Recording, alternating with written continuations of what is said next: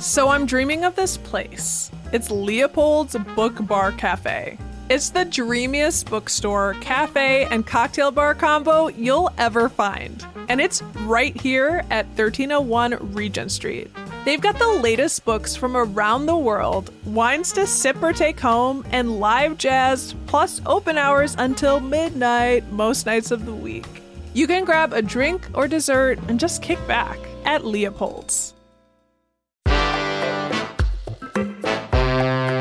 Today on CityCast Madison.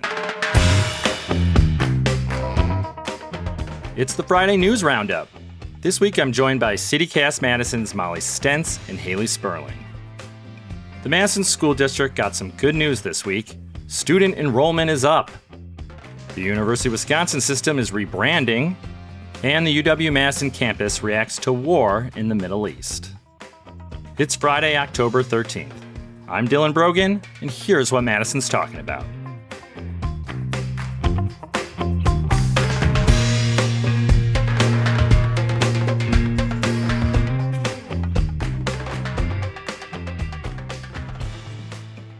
From the thousands listening across the isthmus and around the world, from the city surrounded by reality, Madtown, USA, let's get ready to round up.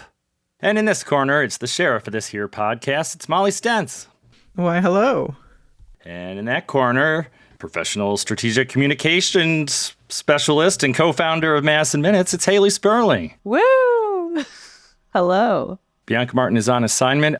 So there's no shortage of news this week, and we'll dive in with some good news, surprising news with the Madison School District.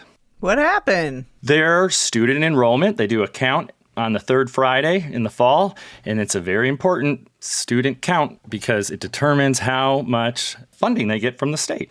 So as early as last month, the district was anticipating a loss of maybe 500 students, which is a lot. School officials warned of serious consequences because of this. But as it turns out, and what we learned this week, is that it actually increased by 34 students, an increase. So that will translate into an additional $1.5 million in revenue and really help the district in what was going to be a difficult budget in the coming years.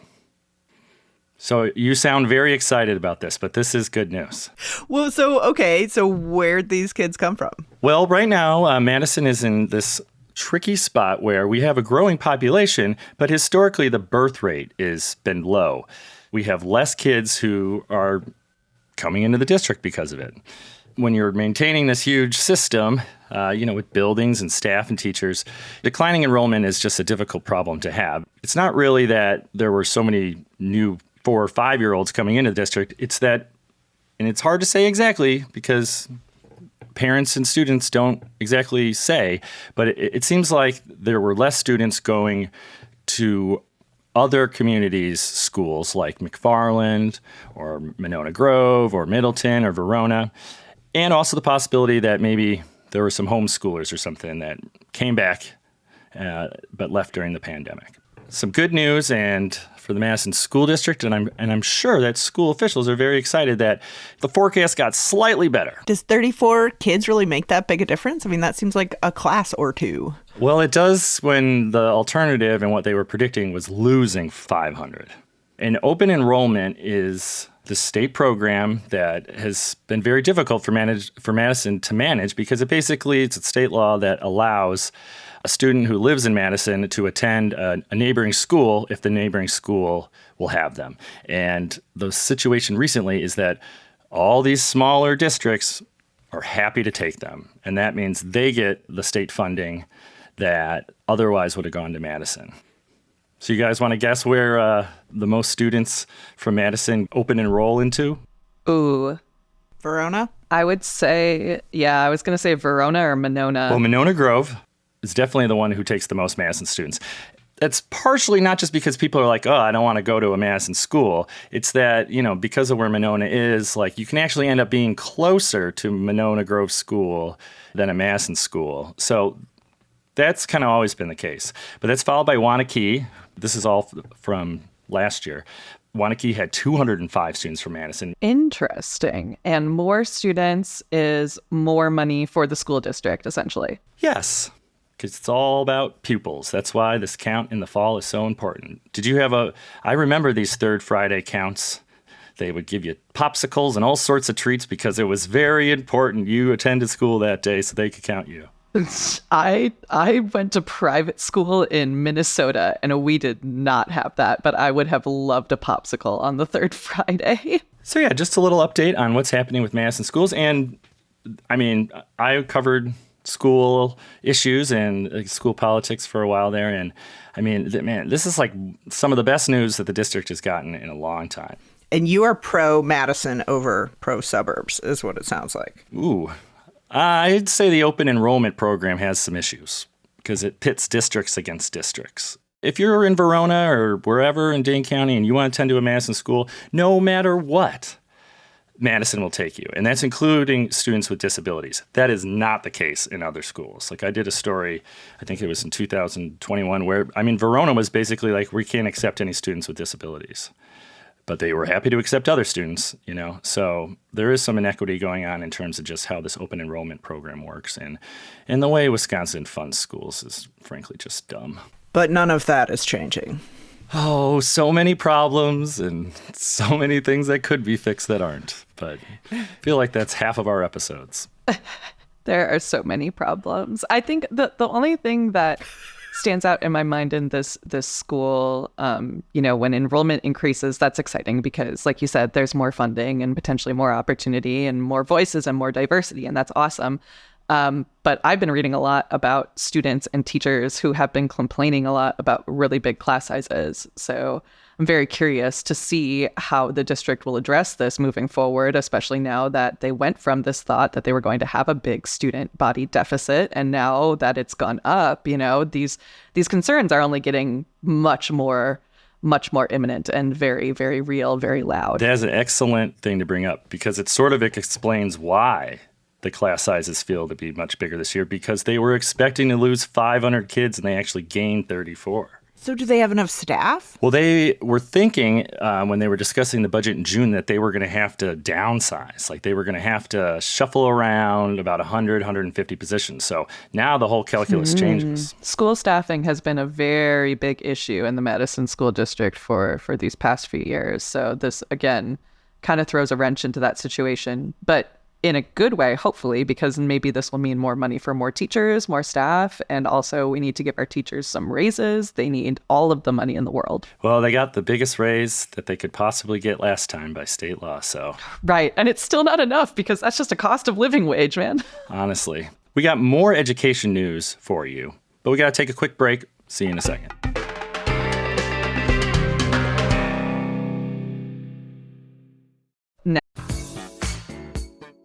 The Wisconsin Chamber Orchestra is starting something new this year. Join them in Capitol Theater for Harmony in Black on October 13th at 7:30 p.m. There's going to be a performance highlighting living Black composers. The orchestra will perform works composed by Grammy-nominated artist Patrice Rushen. She's best known for her 1982 hit, Forget-Me-Nots. Sending you forget-me-nots. You'll also hear from producer and composer Dr. Bill Banfield, who recently received a Lifetime Achievement Award from the White House. The works draw inspiration from Black icons such as Frederick Douglass, Martin Luther King Jr., and Paul Robeson. You can get 25% off your tickets using code NEWMUSIC at overture.org/WCO.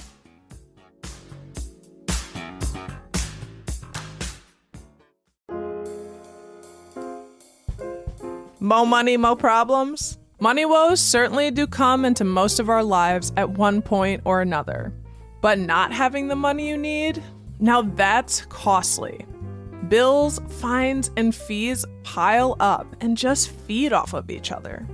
And research shows that half of adults struggling with debt also have a mental health issue. Most of those people said their financial situation made it worse. Attorney Z. Usman with Usman Law has helped thousands of people fight back against abusive debt collectors. And he wants to help you too. He sees daily the mental load debt leaves on families and individuals, and he wants to help relieve some of the pressure. Could you use a free financial health checkup?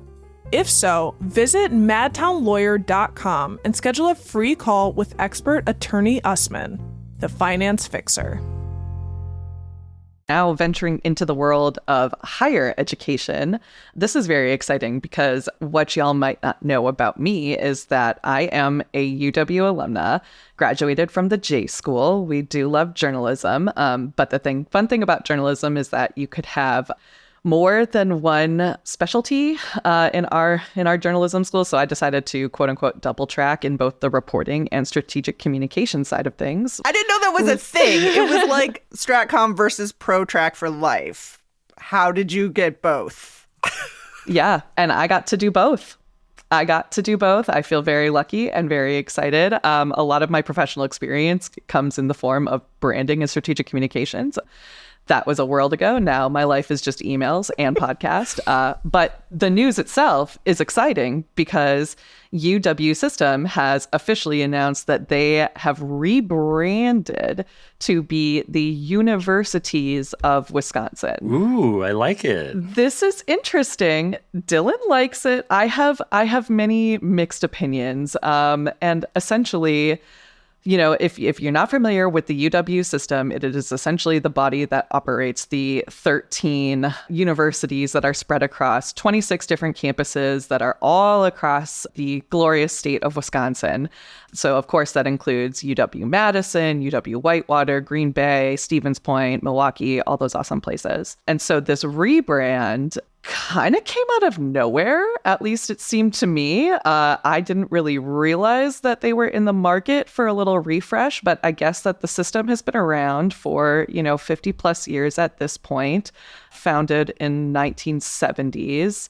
And so the original logo, if you can imagine with me, was a very, very kind of standard, what you would expect, that they had a deep maroon, white, and black color scheme, this lovely serif font, which means that it's got the little feet on the letters. So picture a sort of like Times New Roman type font. The new logo has the outline of the state of Wisconsin with the UW letters in them. And then next to it, it says Universities of Wisconsin, which is a mouthful, which is kind of one of my gripes with this, is that it feels wrong to say. To me, it feels like attorneys general. It's the right thing. It feels so wrong. It's a little bit hard to not agree with that, but the UW system also seems weird. That seems weird. It seems weird, and perhaps it's just because I'm a creature of habit. It's, ever since I've been reporting on UW or anything UW related, it has always been the UW system. As a journalist, selfishly, I love being able to just write out the system. It is succinct. I love that. It's great. People typically know what you're talking about. But the point of this rebrand, allegedly, is to hopefully attract more students, more talent to the universities, which is exciting. But also, I'm not sure if this move is what is going to accomplish that goal. Okay, that's where I get off the bus, because it's okay, you want a new logo? Fine, whatever. You want to radically change the color scheme? That's weird, but okay. You want to make the name harder to say and remember and more people will get wrong? That's your business, I guess. But to do this while there's massive layoffs happening, while campuses are at risk of being shuttered, while faculty is being laid off, and while majors are going away, to say changing the name and putting a new spin on it is what's going to attract students, that's mind-boggling to me. Yeah, and I think it's worth noting that this whole endeavor, per the Journal Sentinel, cost about $480,000. Meanwhile, this whole big announcement comes on the heels of, like you mentioned, Molly, a massive $32 million budget cut to the system. So I did not mention they changed the colors originally from that maroon to a kind of teal, which... Why? I don't know where they got that. Where did it come from? That to me says nothing about Wisconsin. The sky. Sure, the sky. Water. UW is red.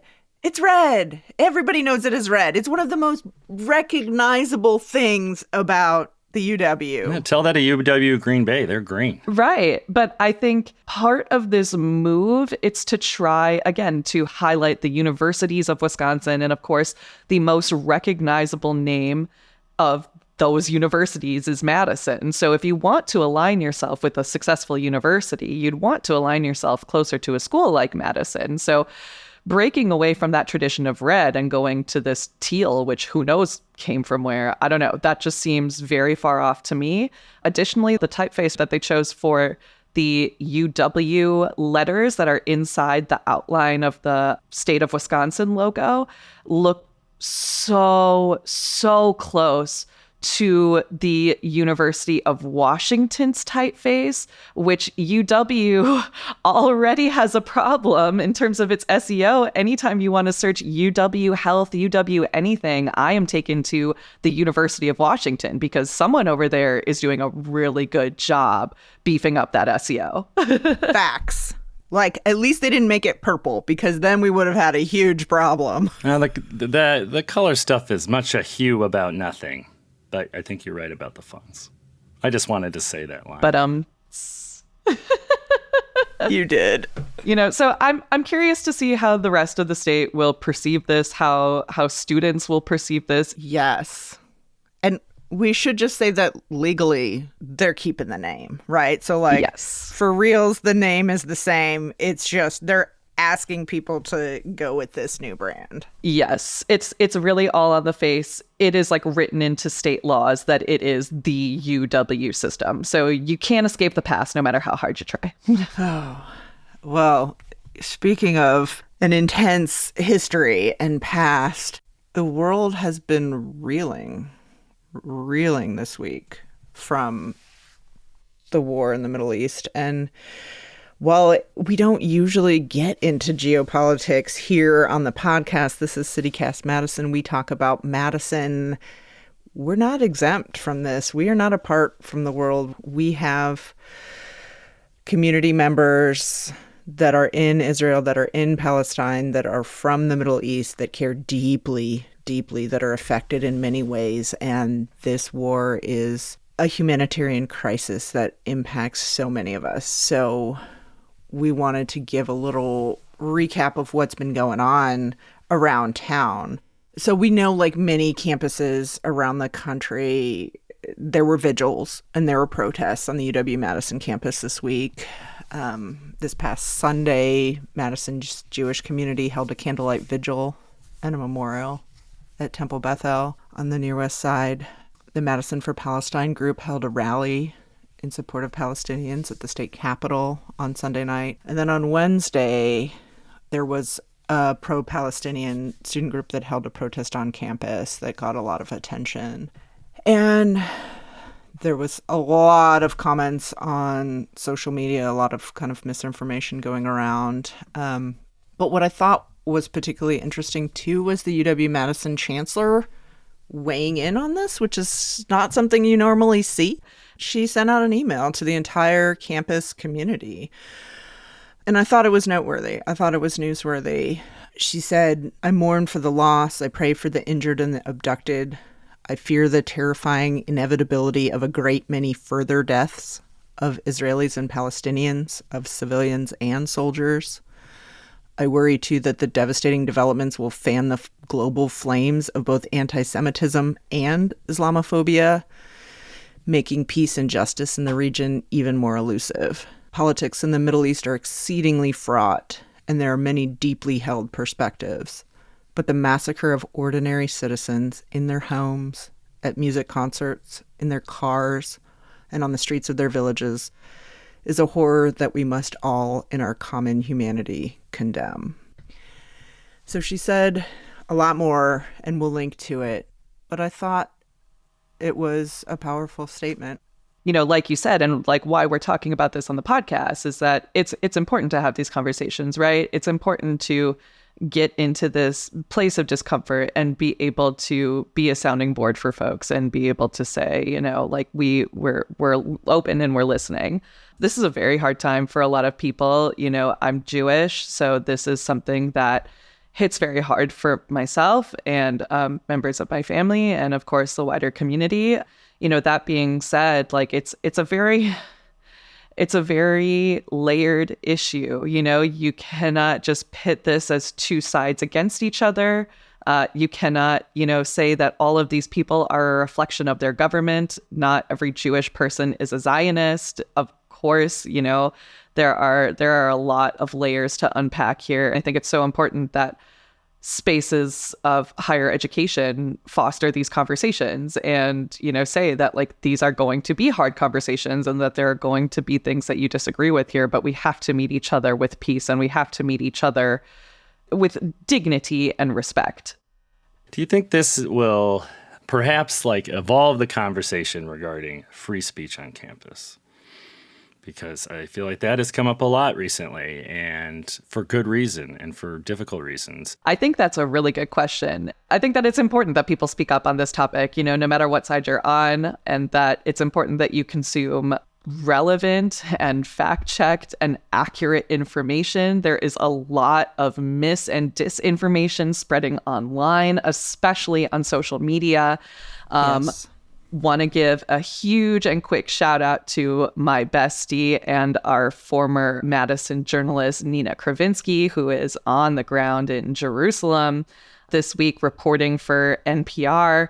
It's just astounding to see the work that she's doing out there and to see the care and the thought that these reporters are putting into these stories, because they also understand the delicacy of the situation and the fact that, you're dealing with people's lives. 100%. Dylan and I know Nina from her time at WORT radio.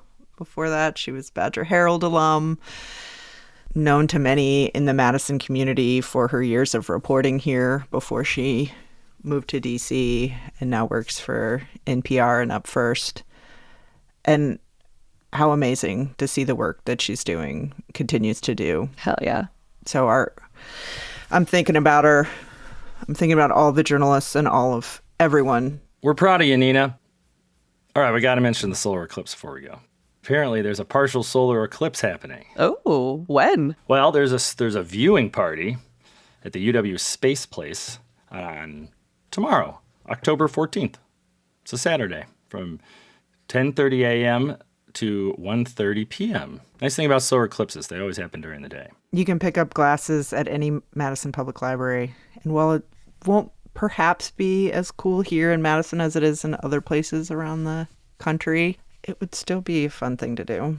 And so you can do it safely at Space Place or with glasses. And they're going to put up a live stream if, in fact, the weather's too bad to see it here in Madison. 44% eclipse. Not bad. Not bad. Just don't stare at it with your bare eyes, please. Dear God, do not stare at the sun. I'm pretty sure if you keep 44% of your eyes closed, it's fine. Does that math check out? Just get the glasses. Get the glasses from the library. Yeah, go to the library and get the glasses. Don't listen to me. Molly Stentz, thank you for joining us today. Ciao. Hayley, fun having you on. Thank you. It's been a blast.